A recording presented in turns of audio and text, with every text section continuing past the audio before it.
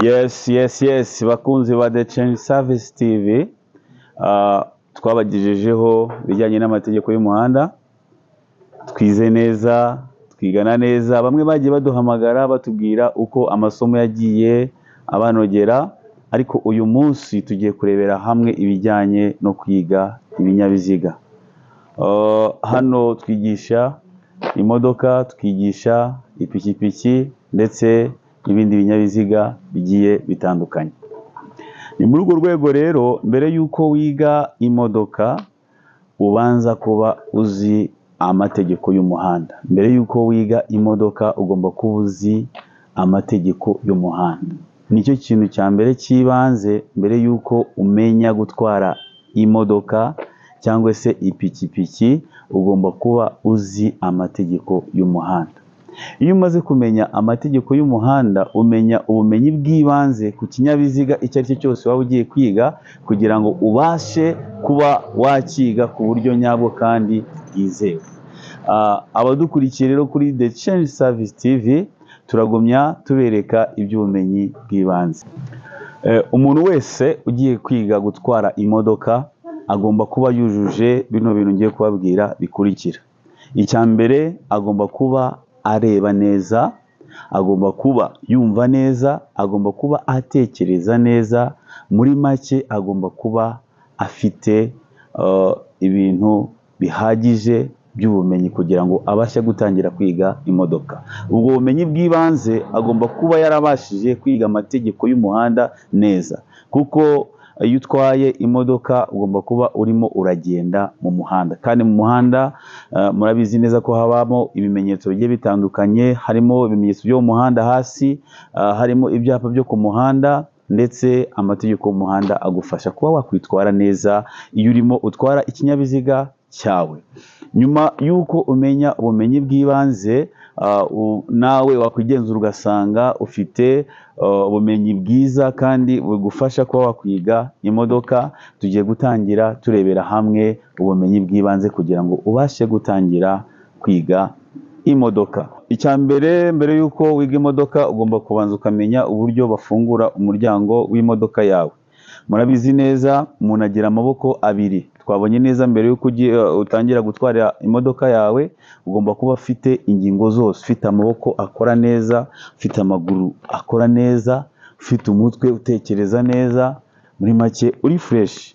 Ntabwo bafungura umuryango w'imodoka gutya, oya, gutya ntabwo ari byo. Ugomba kubanza ugafata ukuboko kw'imoso, ugafata ku muryango wawe, warangiza ugafungura. Iyo umaze gufungura, winjizamo ukuguru kw'iburyo. Warangiza kwinjizamo ukuguru kw'iburyo, ukicara neza. Wamara kwicara ugatunganya intebe. Hano hagati y'amaguru hari agakoresho wifashisha uriko kareba, uragafata ukagakurura. Warangiza ukigiza intebe imbere cyangwa ukayigiza inyuma, bitewe n'uko ubona intebe yawe wayicaraho bikakunogera. Hari igihe ushaka kuba intebe wayiryamisha, hari agakoresho kari aha ngaha, wifashisha ukuboko kw'ibumoso ukagakurura, intebe ikaba yakwigira inyuma cyangwa se ikigira imbere. Wamara gutunganya intebe yawe, ukambara umukandara. Umukandara urawambara umaze gutunganya intebe yawe. Nicyo kintu cya kabiri ukora. Icya gatatu, ugomba kubanza ukamenya uburyo bakoresha vola. Iyi ni vola. Vola ifite umumaro wo kuba yagufasha kuyobora. Ni igikoresho kigufasha kuyobora, ukaba wajya iburyo cyangwa ukajya ibumoso.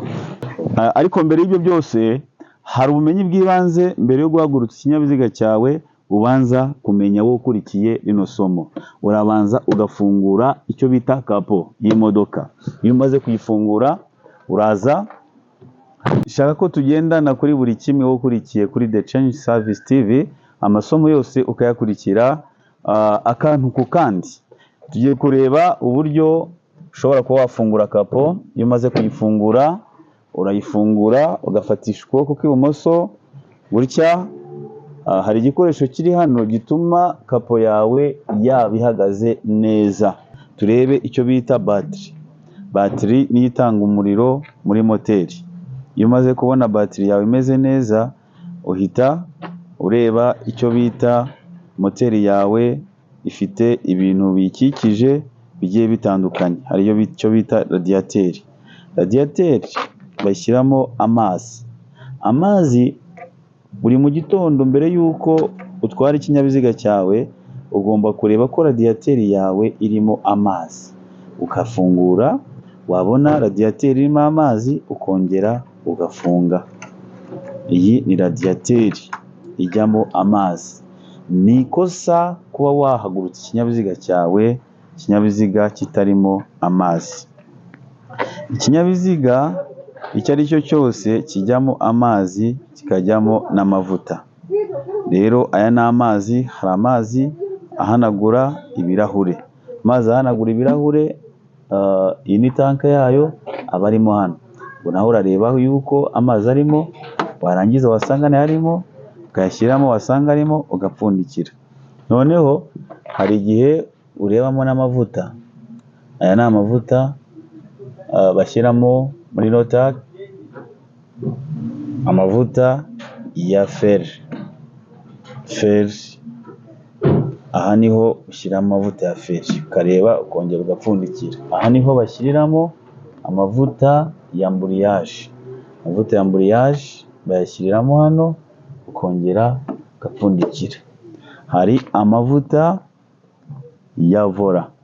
Amavuta ya vola. Vola nayo igira amavuta kubera ko iba yikaraga. Hano niho barebera amavuta ya vola, ariyo bita hidrolike. Amavuta ya vola bita hidrolike ni hano bayashyiriramo. Urareba wasanga arimo, ugapfundikira, wasanga atarimo, ukayashyiramo. Tugiye kureba icy'ingenzi rero, amavuta bita amavuta ya moteri. Icyo bita gupima amavuta ya moteri. Aka ni agakoresho bifashisha barimo barapima amavuta ajya muri moteri. Ugakuramo, ukagahanagura. Hari inyuguti iri hano ya R. Iyi R isobanura low. Hari inyuguti yindi bita F. Iyi F ni full tank. Hagati ya low na F nta kibazo, ariko munsi ya low, amavuta yagize munsi ya low aba yatangiye gushiramo, icyo gihe moteri iba yagonga cyangwa se iba yakwangirika. Ariko hagati ya F na R nta kibazo, icyo gihe ushyiramo gutya kugira ngo urebe kameze, ukagashyiramo, warangiza ugakuramo.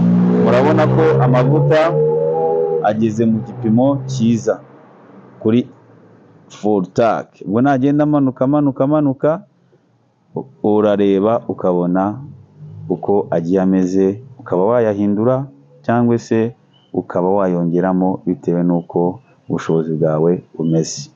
Mwese rero abakurikiye iri somo tugiye gutangirana ryo kwiga imodoka, mugumye mukurikire iri somo ntihagire ucikwa akantu ku kandi, tuzagenda twigana. Iyo umaze kureba yuko imodoka yawe irimo amavuta ya feri, amavuta ya amburiyaje, amavuta ya vola, amavuta ya moteri ndetse n'amazi yandi twabonye ajya muri radiyateri, icyo gihe uhita wegera kapo yawe ukayimanura kugira ngo ugende ujye kubasha gutwara ikinyabiziga cyawe. Ukayimanura gahoro, warangiza ugatsindagira, igahita ifata. Nk'uko mubibona, imodoka ifite ibindi bikoresho bitatu, uba ugomba nabyo kumenya kubikoresha. Twabonye uburyo batunganya intebe, uburyo ushobora kubanza ukamenya uburyo bayobora wifashishije igikoresho nka vola. Hari ibikoresho rero bitatu tugiye kurebera hamwe. Kurikira ibikoresho bitatu by'ingenzi.